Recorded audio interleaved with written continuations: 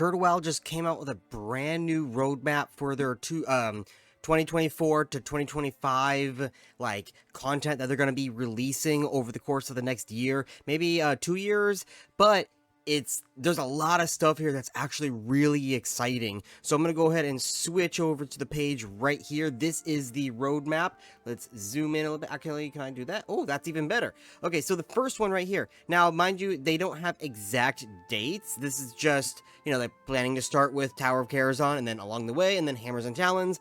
And I don't know if this is going to be all additions to their current expansion, which is Mysteries of Azeroth, or if it's going to be something completely new. But either way, we're going to be starting first with this Tower of Karazhan update. Again, no exact dates. We'll get there when we get there. But it's going to introduce a brand new raid, a 40-man raid, which is going to be considered tier 3.5, so slightly stronger than Karazhan. It's going to be probably Karazhan level with a little bit mildly more difficult stuff. Probably it's going to have a 0.5 tier set as well. There's going to be a new primary profession, which I haven't really been paying attention to the Discord as much as of recent, so I don't know if they've been teasing it or not, but I don't know exactly what this new primary profession is. It's not listed here, so maybe it's a complete surprise. I don't know. There's going to be more class changes, which they haven't teased again so far. New character customization, they've teased right there. It looks like we got war paint for the human females, new hairstyle for the orc right there. It's kind of funny because you can see the... You can see it's like clipped right there. There's like two pictures like photoshopped onto each other. I don't know. I think that's kind of funny. And then alternative tier sets for certain specializations. Don't quite know what that means, but perhaps for hybrid specs or re-altered specs such as the melee hunter. There's going to be stuff specifically for them, like probably more strength, so the hunters can actually hit something.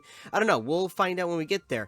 So the next one is going to be called Along the Way, which is going to introduce updates to the not brand new, but updates to the old, rather, vanilla dungeons, including new bosses and areas. New bosses and areas. So, think of it like...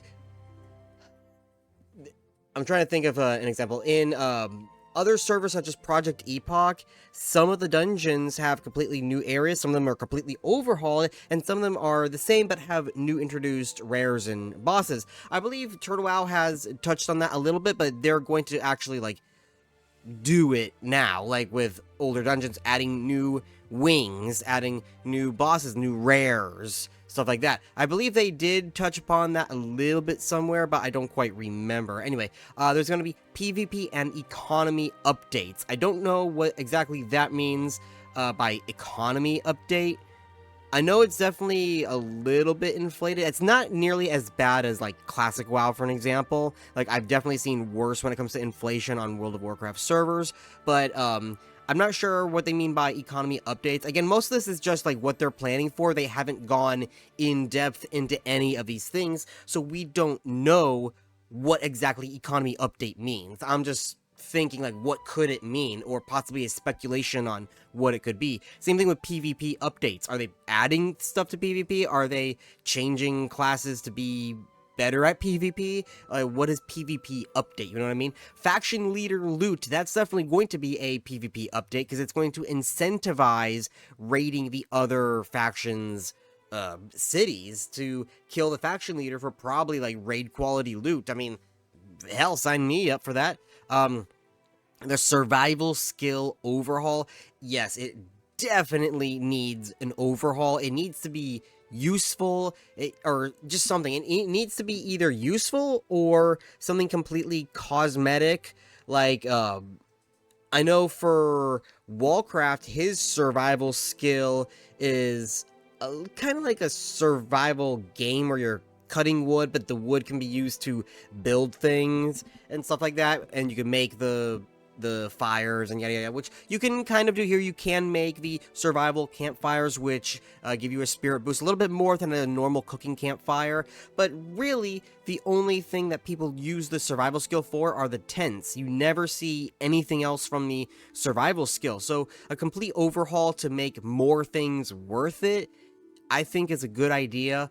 They can keep the tents though. The tents are nice. I personally don't really make them. I borrow other people's tents, but I do like the change that they already made. That they made it completely non-collision, so people cannot block entrances or exits with the tents. That's a really great thing right there. I would say the only downside to the tents is that everyone sits around the tent and just goes AFK, which, yeah, it draws people in. It's kind of social because people just go AFK really, but you do see social interactions at time, and typically it'll be in a non-city place such as the Crossroads or just out in the middle of the world somewhere. But anyway, PvP towers, contested areas. Now, there's already PvP towers in the normal vanilla, such as what's it called, Eastern Plaguelands, and they re-added that into, you know, like TBC and stuff. So, you know, there's Outland has the various zones with the various PvP objectives, but adding more to the world would definitely incentivize PvP. And considering the faction leader, PvP updates, PvP towers, they're definitely going to be focusing more on the PvP aspect of the game, which is nice because really there's no reason to go war mode except for the experience boost, and then most people don't bother with it afterward. Anyway, also, as a suggestion, if a Turtle WoW developer or somebody is watching, I would like it so that you can switch war mode on and off whenever you want. Sure, make it a specific, like you have to be in the city and it's got to be after so much time after combat, or you can make rules around it, but don't limit it to just one change and that's it. You can't do it anymore. Let us do it at will, because sometimes I don't feel like PvPing, and sometimes I want to go out there and PvP, you know what I mean? It just, whatever I feel like of the day. So, and I'm pretty sure there's other people that are like that as well, but now they're forced to keep PvP on if they want to PvP one day, or they have to, you know, maybe they want on a PvP, but they can't because they have it turned off and they can't turn it back on. Let us choose. Anyway, let's keep going. Toy collection tab. Sure. Yeah, that's fine. I'm really not against tabs like mount tab, pet tab, and toy tab. What I don't like is the account-wide stuff. The only exceptions I would give are like to the really, really rare stuff. I'm talking like the 0.01% drop chances. Those, sure, you've earned it. Take it. But anything else that's like a basic mount, a basic pet, or whatever that you could just buy, or is just a reputation grind, I don't like that being account bound. And I know they're not saying anything about account bound. I'm just saying in terms of tabs. You know what I mean? Because there's those vanilla purists that say, no, it has to be an item in the bag. It's a pet or a toy. Who cares? It's just, you know, eventually in retail it led to the account stuff. That's why I mentioned it. Anyway, user interface reduced add-on dependency, which probably means that they're going to be adding more player-friendly user interface stuff, especially because they're going off of, I believe, the actual like vanilla system settings map and all that other kind of stuff, while most other servers work off of the 3.3.5 client, so it's a little bit more streamlined and easier to read. So possibly that's what it means when they say user interface. I'm not quite sure about that. I hope to God it's not going to be like a quest, like a questy or something. Just, I don't want anything like that. That just kind of ruins the spirit of vanilla. Okay, so the next one, let's scoot a little bit over. Hammers and Talons, a brand new raid. Grim Batol, 40-man, tier 4. They are finally going beyond Naxxramas. They are going beyond Naxxramas with a brand new raid, and it's an area that a lot of people have been wanting to go to for a while, which is Grim Batol. There's also going to be brand new zones. Now, some of these look like they're just going to be sub-zones, but Baylor, on the other hand, I do not think that's going to be a sub-zone. Now, Grim Reaches sounds like it's going to be right outside Grim Batol. That's what it sounds like. Unless they mean that area that in retail it's called Twilight Highlands. Unless they mean that whole area being a new zone called the Grim Reaches.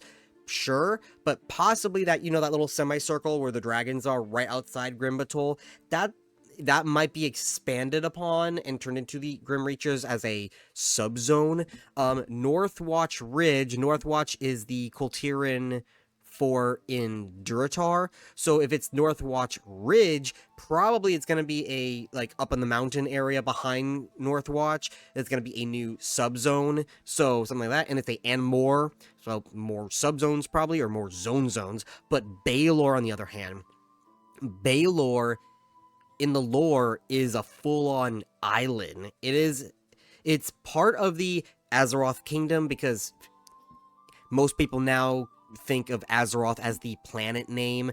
Azeroth is a kingdom name in the original lore. It is the Stormwind kingdom. It is Azeroth Kingdom, or Kingdom of Azeroth. So it is part of that kingdom. It's off the coast, just west or northwest of Stormwind. So definitely going to be Alliance themed. I think Baylor actually in not Warcraft 2, but yes, Warcraft 2, but the Second War was taken over by the Old Horde or Second Horde or something, and the Stormreaver clan now has control of it. That's what I remember it happening. So possibly, if we are going to see Baylor, it's not going to be Alliance controlled. It is most likely going to be Horde controlled, at least Old Horde controlled. So I don't think they would be considered Dark Horde, because Dark Horde is specifically the guys within Blackrock, but it's definitely going to be a split sect off of the Old Horde, and who knows, maybe they'll join back up with the current new Horde. We'll have to wait and see about that. And then they say new dungeons and more, so possibly new dungeons maybe in Baylor. Maybe they turn Northwatch, like there's like a dungeon or something in Northwatch. I don't know why they would do that or how they would do that, but I'm just spitballing there. Definitely Baylor, I can see a new dungeon. Maybe Grim Reaches might have a dungeon right outside to kind of introduce you into the Grim Battle raid. Now let's go on to the next one. Echoes of Quel'Thalas. We have not yet been to Quel'Thalas. Ghostlands and Eversong we've not been to. So the Eversong Waste is what it's called, and that's where we're going to be going. There's no information on this, but possibly it's just because they're going to go off of Warcraft 3 lore, and the whole place is decimated by the Scourge, so that's probably why it's called the Eversong Waste. And they're also going to be introducing Zulaman, but as a zone, so probably they might just reutilize the area of the raid itself, or it'll be completely made from scratch. I don't know, because these two areas do not exist in the vanilla map, and they are working off the 1.12 client. So it's either they're completely making these areas from scratch, or they're copy pasting the map from TBC into their area and just fixing it up for how they need it to be. I'm not sure. It's going to be one or the other. They're either copy-pasting and changing how they need it to be, or they're going to completely make them from scratch. I'm not sure, but they don't say anything about Ghostlands, so probably that whole area is going to be the Eversong Waste, because it is all considered one area. It's just one's dead and one's more alive, at least in the retail version, right? Zulaman could definitely be that jungle area that's in the middle, and having like the forest trolls and having like a cool like northern pine tree stranglethorn you know what I mean, Vale kind of area would be actually really cool to see reimagined. So that's interesting. New dungeons probably going to be in Eversong and Zulaman. I actually can't wait for Zulaman. That's going to be fucking awesome. I really hope it's going to be a reimagining. But here's the interesting one. No information at all.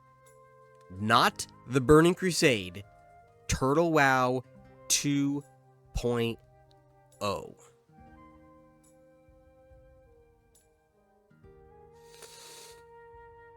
Oh yeah. So we've already seen a 2.0 when it comes to Duskhaven. It's not quite out yet, but we've seen a little bit of tidbit here and there. Either way, Duskhaven, they were a vanilla plus server, and more custom server really than anything, or a fun server rather, and for what it was pretty fun. It was just really buggy and not really that well scripted, but when you get past that, the server itself was fun. I actually tolerated to keep playing it. Like, most of these servers, I'll play when the new stuff comes out and that's it, and then I'm just kind of done until the next stuff comes out. But Duskhaven, I was actually playing off stream, and I was like, man, I want to get my character to max level, and I did, and I was like, shit, this is really fun, besides all the bugs and terrible scripting. So, definitely, it was really fun, but again, with all that bad scripting, and they wanted to make their server better, they couldn't, so they had to completely scrap it, redo it from scratch. That way they have a better foundation to build upon it. Turtle WoW, I believe, is probably going to do it under the same, like, rules, because Turtle WoW, again, is running off of 1.12, which, if you've been following Wallcraft, if you put enough work into it, there is a lot of stuff you can do with 1.12.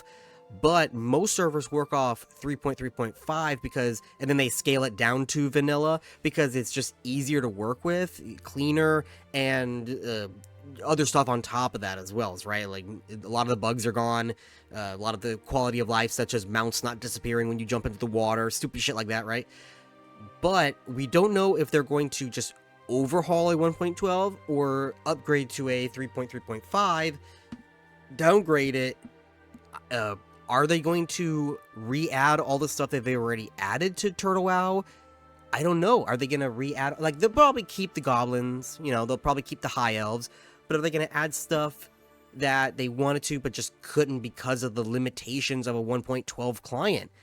That's something really interesting to talk about. Like, I think I need to dedicate a whole, like, part 2 video to speculation of what a Turtle WoW 2.0 could be, because I don't want this video to turn into like an hour long just me speculating. So we're just gonna keep this video right here to the news of the new year-long roadmap. It looks like it says 2024 here, and then by the mid there it says 2025, so definitely this 2.0 is going to be at least 2 years out, which that's roughly about the time normal servers take to come out anyway. So, but they have a lot of resources and a lot of money behind it, and I would not be surprised if they've already started on it. So it may be soon, or it might be in 2025, who knows. But anyway, let's just keep it at that. I definitely want to make a second video talking about the speculation of what could be, where'd it go, Turtle WoW 2.0, because there's a lot of things that they could do with it.